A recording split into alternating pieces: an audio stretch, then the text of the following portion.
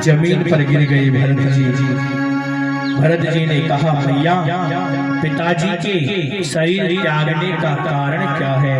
तो मैया कि कैसे कहते हैं, आदि होते सब कथा करनी, आदि होते सब कथा करनी, आदि होते सब आपन करनी, आदि होते सब आपन करनी, कुटिल कठोर मुदित मन भरनी, कुटिल कठोर मुदित मन भरनी, विकल महो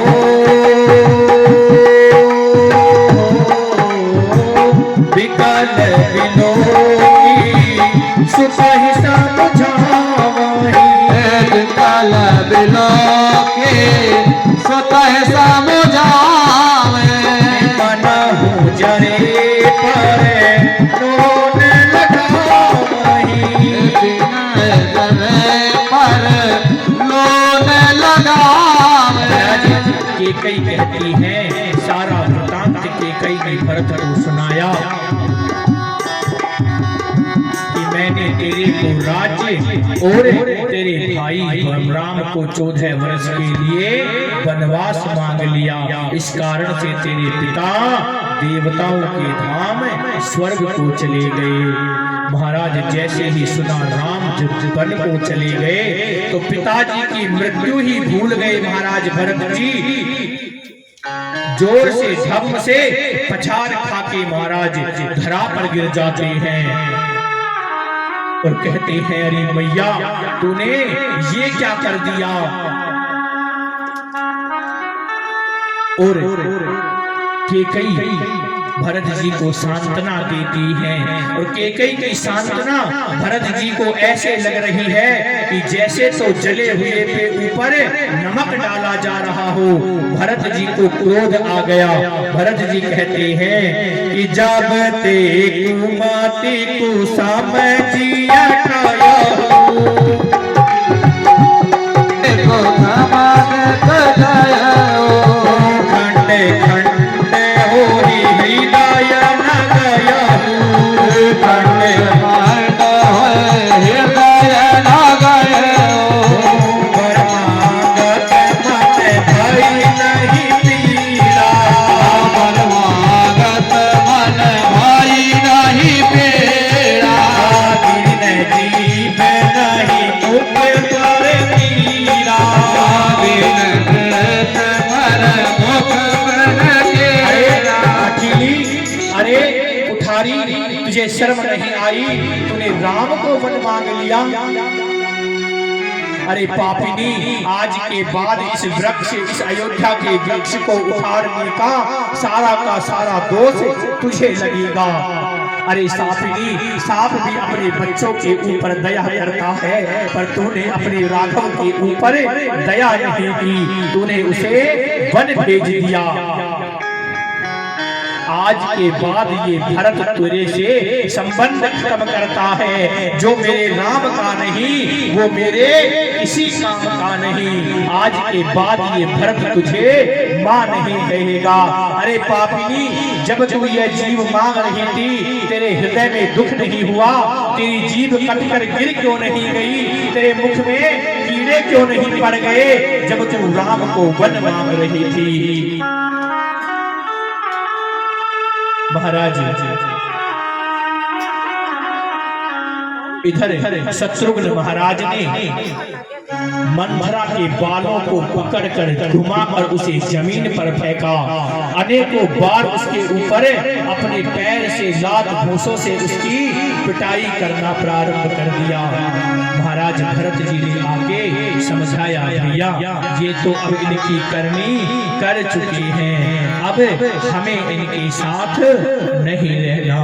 दौड़ कर महाराज भरत जी कौशल्या मैया की गोद में जाकर लेट जाते हैं। मैया राम को वन भेजने में मेरा कोई सम्मति नहीं है। मैया यदि भगवान को वन भेजने में मेरी इतनी भी यदि सहमति हो तो मुझे गुरु की हत्या से जो पाप लगता है वो मुझे लग जाए, माता पिता का अपमान करने से जो पाप लगता है वो मुझे लग जाए, गौ हत्या करने से जो पाप लगता है वो मुझे लग जाए, गर्भस्थ शिशुओं को नष्ट करने से जो पाप लगता है वो मुझे लग जाए। करते करते करते करते 28 प्रकार के पाप गिना दिए कि वो सारे के सारे मुझे लग जाएं। यदि मेरी राम को वन भेजने में थोड़ी भी सहमति हो। मैया कहती है भरत अब मुझे तू समझाएगा कि मेरा भरत कैसा है। मुझे कोई कहे कि फूंक मारने से पहाड़ गिर गया मैं मान सकती हूँ, लेकिन मेरा भरत राम के विरुद्ध कोई आचरण करेगा ये मैं स्वप्न में भी नहीं सोच सकती। बेटा ये तो होनी है और होनी तो होकर ही रह रही है। आज भरत जी महाराज गुरु वशिष्ठ के पास जाते हैं। देखिए संतों का किसी के प्रति मोह नहीं रहता। आज यहाँ कल कहाँ परसों कहाँ। कहते हैं बहता पानी और रमता जोगी ही अच्छा होता है, उनको कभी मोह नहीं लगाना चाहिए।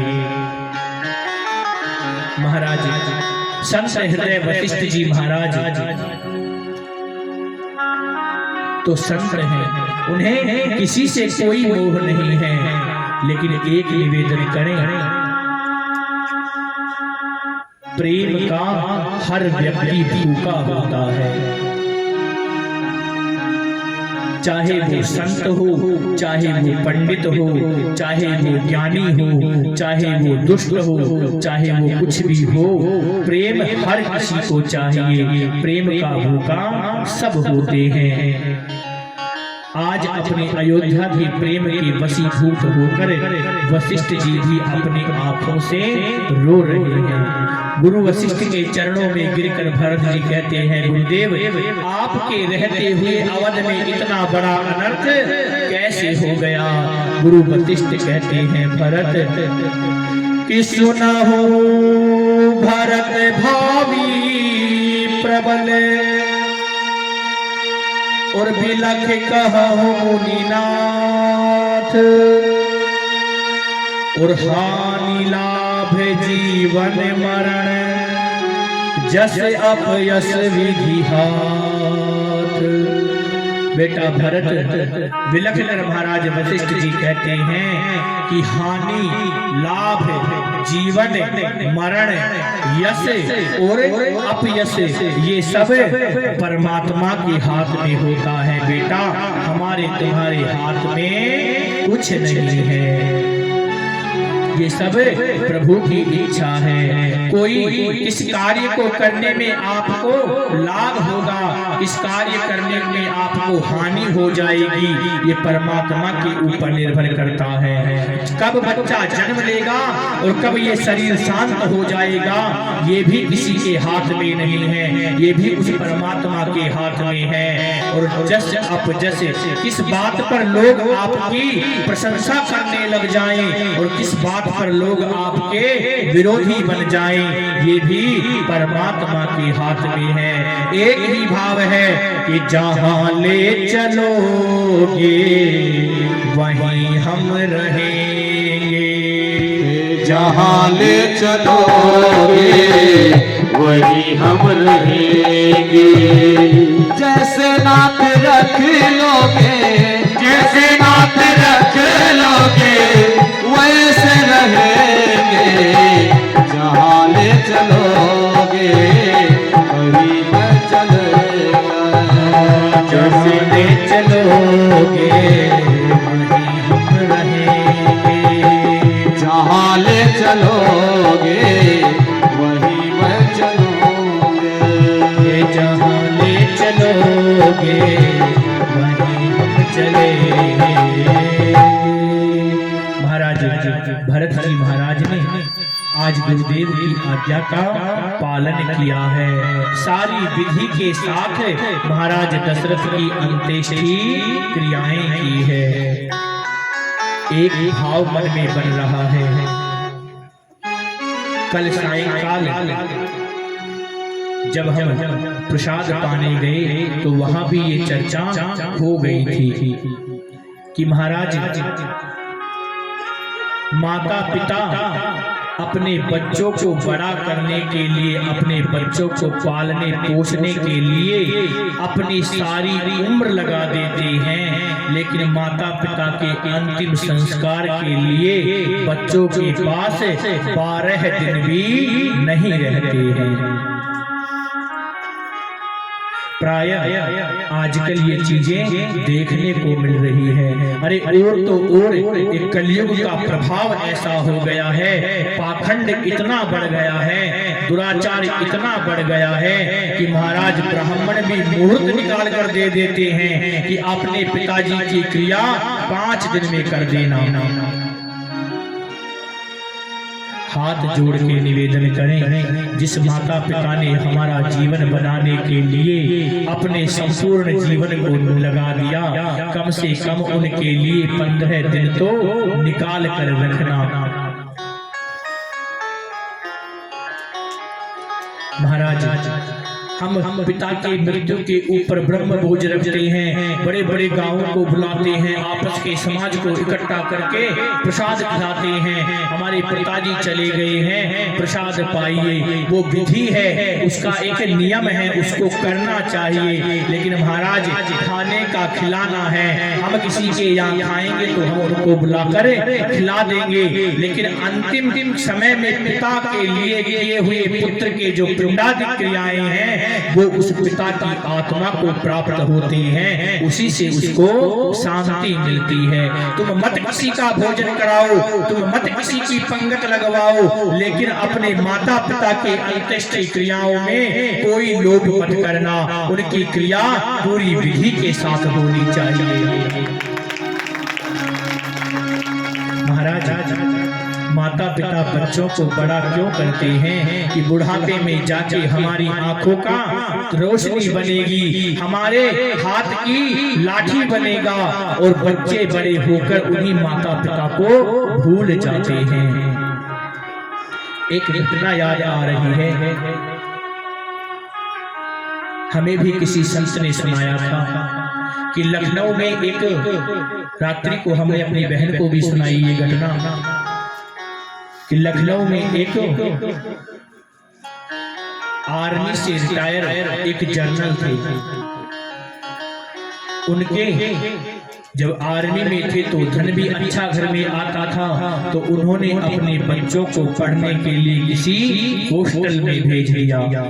वहां वो बच्चे पढ़ लिख कर बड़े हो गए, पढ़ लिख कर बड़े हो गए तो उन्हें विदेश में कमाने के लिए भेज दिया गया। दोनों बेटे, 2 बेटे थे, बेटियां थी नहीं, तो उन्हें कमाने के लिए विदेश भेज दिया।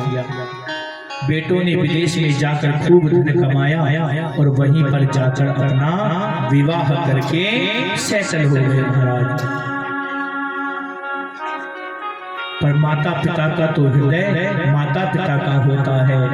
मैया अपने बच्चों को फोन करती, बेटा तुम्हें देखे हुए बहुत वर्ष बीत गए, 2-2, 3-3 साल बेटा निकले जा रहे हैं, समय निकालकर अपने माता पिता के पास एक बार अपने चेहरे को तेरी माँ को दिखा दे बेटा, तेरी माँ तरसी जा रही है तेरा चेहरा देखने के लिए।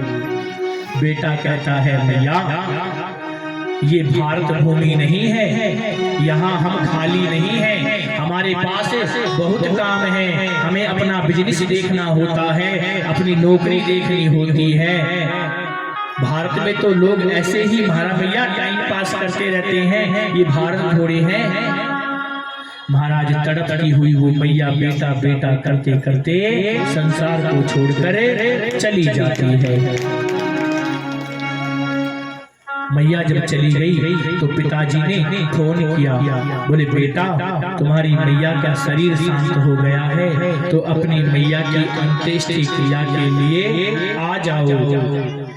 मैया के शरीर को 3 दिन तक बर्फ में लगाकर रखा गया। पानी की वो बर्फ होती है उसके अंदर लगाकर उसके शरीर को रखा गया। 3 दिन बाद छोटा बेटा आया, बड़ा बेटा फिर भी नहीं आया। हाथ जोड़ के निवेदन करें, वो पिता भाग्यशाली है जिस पिता को अपने ज्येष्ठ पुत्र से अग्नि प्राप्त हो जाए, समझ लीजिए उस पिता का मोक्ष हो जाता है। छोटा बेटा आया, छोटे बेटे से पिता ने कहा, बेटा तुम्हारे भाई क्यों नहीं आए? तो छोटा बेटा कहता है, पिताजी भैया कह रहे थे कि अभी माँ मरी है, तुम चले जाओ, जब पिताजी मरेंगे तो हम चले जाएंगे। क्या हुआ? झटका लगा ना? लगा कि नहीं लगा? इसी दिन के लिए आज इस संतान को पालकर बड़ा किए थे। एक दिन उनका दर्शन करने के लिए मैया तड़प तड़प कर मर गई। पिता को भी धक्का लगा। पिता ने कहा, कोई बात नहीं बेटा, अब आ गए हो तो आगे की क्रिया करो। अंदर कमरे में गई, अंदर से कमरे की कुंडी लगाई, एक पत्र बेटे के नाम पर लिखा कि बेटा जब तुम आ ही गए हो तो अब बड़े बेटे को आने की आवश्यकता क्या है, और तुम्हें भी दोबारा आने की आवश्यकता नहीं है। जब आए हो तो माता पिता दोनों की क्रिया करके जाओ। और महाराज अपने यहाँ पे उन्होंने गोली मार दी और अपनी पूरी संपत्ति भारत सरकार के नाम लिख कर चले गए। बताइए ऐसी शिक्षा से क्या फायदा जो लास्ट में माता पिता को ये दिन देखने पड़े। इसलिए शिक्षा तो अपने बच्चों को खूब दो, लेकिन उनको संस्कार भी देते रहना। जो उम्र होती है 10 साल से लेके 15, 16, 17 साल तक की जो उम्र होती है, उसे पुत्र को और बेटे को माँ के वात्सल्य की